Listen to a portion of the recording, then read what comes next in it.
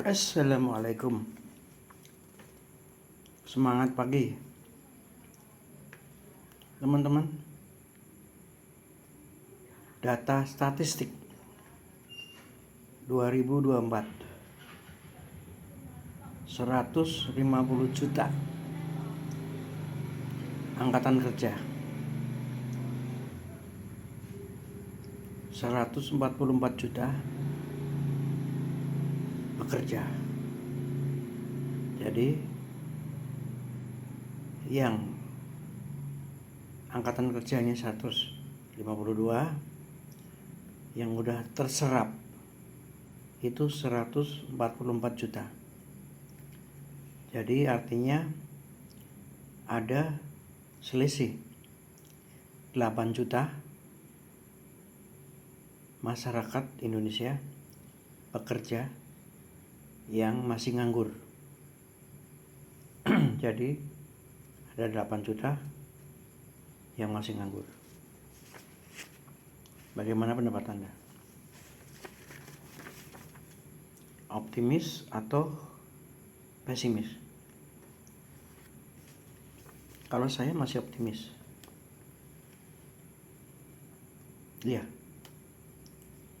Karena 8 juta yang nganggur ini itu penjelasannya begini. Dari sekolah-sekolah, dari kampus-kampus, maupun dari tempat kerja, itu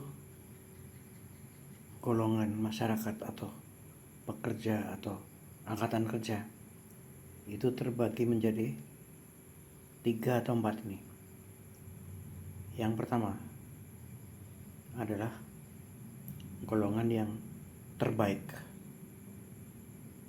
Golongan yang terbaik itu adalah spesial, nilainya tertinggi, nilai A, itu hanya 5%. Jadi kalau ada 100 orang bekerja itu yang terbaik, the best, itu hanya 5 orang.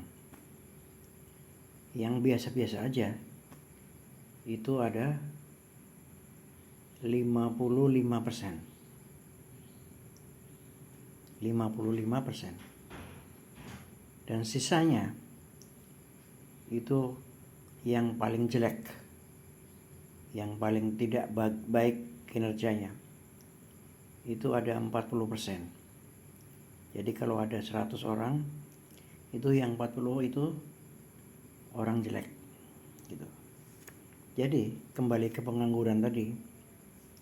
Jadi 8 juta orang seluruh Indonesia yang masih menganggur. Itu bukan yang terbaik. Itu bukan yang biasa-biasa. Itu pasti orang yang terjelek. Ini tanpa kita mengabaikan nasib ya, atau takdir ya. Teknis saja ini. Nah, berikutnya itu tren milenial zaman sekarang, orang-orang zaman sekarang. Ini survei dari orang-orang HRD.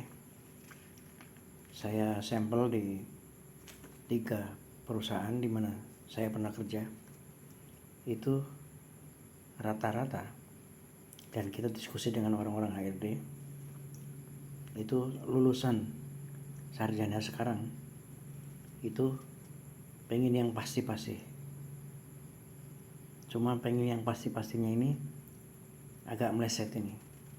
Pasti-pastinya agak keliru. Jadi pasti dapat kerja enak, pasti gajinya besar, maunya pasti ya kalau nggak besar minimal UMR lah. Nah, padahal perusahaan nih itu membutuhkan the right man on the right place, atau the right man on the right job. Jadi perusahaan yang mau menerima lulusan kuliah maupun akademi itu hanya separuh melihat nilai. Jadi yang separuhnya adalah yang dilihat adalah ke potensi untuk bisa rajin bekerja. Nah, jadi ini ada yang tidak ketemu, Pak, antara sistem pendidikan dengan kebutuhan perusahaan. Nah, sehingga ini faktor kedua yang menyebabkan banyak yang tidak diterima di perusahaan. Faktor ketiga, ini hasil survei juga, dari 10 orang yang mestinya sudah diterima ini, tes akademik masuk, tes tertulis masuk, psikotes masuk, udah diterima. Tapi ketika ditanya, Mas, Mbak, ini kami terima 10 orang. Awalnya kami umumkan Anda di administrasi, Anda di customer service. Iya Pak, itu kan memang lamarannya tulisannya untuk itu Pak. Betul. Namun ternyata perubahan begitu cepat sehingga yang terjadi sekarang adalah admin, back office, dan customer service itu sudah penuh, Mbak, Mas. Namun bagaimanapun juga, karena Anda sudah layak diterima, berarti kan itu orang-orang pintar Pak, nilainya bagus-bagus, sudah lolos tes juga. Yang ada lowongannya adalah bagian marketing. Gimana kalau Anda pulang, sayang, ini Anda tolak, ini sayang, karena ada kekosongan di bagian marketing. Setelah berpikir, 7 orang dari 10 orang tadi itu memilih tetap di admin. Kalau nggak di admin, mau pulang. Nah, alasannya itu kalau di marketing itu mereka tidak kuat untuk bicara target. Mereka tidak kuat bicara target, tidak kuat mencapai target penjualan, mencari nasabah, itu mereka tidak terbiasa. Jadi kalau kerja di teller, di customer service atau operasional di back office, itu nggak ada target Pak. Jadi mereka tidak mau milih yang di lapangan, keluar, ketok pintu cari nasabah, itu mereka tidak mau. Jadi di sini ada unsur apa ya? Jadi kemalasan untuk bekerja keras. Jadi mungkin mereka merasa sudah kuliah tinggi-tinggi, biayanya besar, kalau kerjanya nggak enak, itu rugi hitungannya. Lalu di luar kantor, saya ajak bicara informal aja. Mbak, Mas, kok nggak eman-eman Mas? Nggak sayang-sayang. Itu kan kalau marketing nanti ada panduannya, ada bimbingannya, ada arahan. Enggak, Anda nggak dibiarkan kok, nggak dibiarkan terjun payung gitu, nggak dibiarkan repot cari nasabah, nggak dibiarkan repot cari pembeli. Anda pasti dikasih petunjuk, dikasih nomor telepon, bahkan dikasih nama-nama, pasti ada panduannya. Enggak lah Pak, saya mau pulang aja, toh saya pulang juga nggak apa-apa, ayah dan ibu tidak menekan saya untuk cepat-cepat kerja. Saya di rumah juga masih terjamin kuota, pulsa, uang jajan. Jadi ada semacam tempat berlindung. Kalau tidak bekerja itu ada tempat berlindung. Nah, gitu teman-teman.